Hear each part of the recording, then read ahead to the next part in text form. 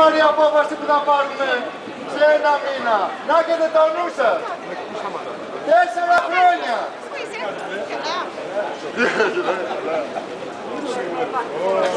Διαμνήμονες θα τιμωρηθούν άσχημα. Από εδώ, φύγετε, από εδώ.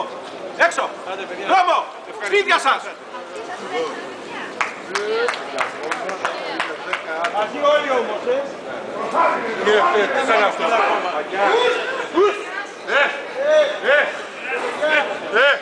Για ηρεμία.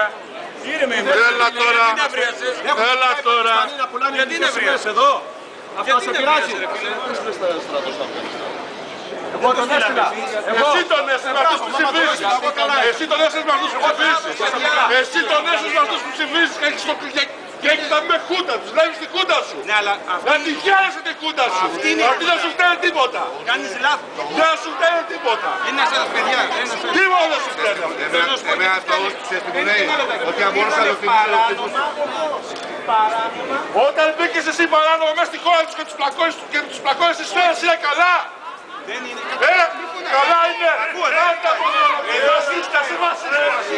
Εσύ που θέλεις να το βάστανε μόνο. Να σκοτώνουν το παιδί. Άστανε βρε πω. Να το πάρετε σπίτι σας. Όλους. Είπα σε σένα ούτε να το καταφέρει. Ποιον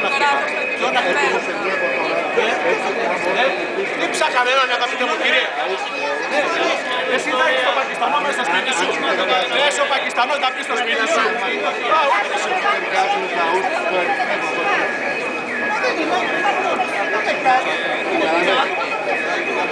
Εγώ λοιπόν σου λέω και σε ένα ούς. Ωραία, εσύ γιατί δεν σε εμάς. Γιατί είμαι σε ένα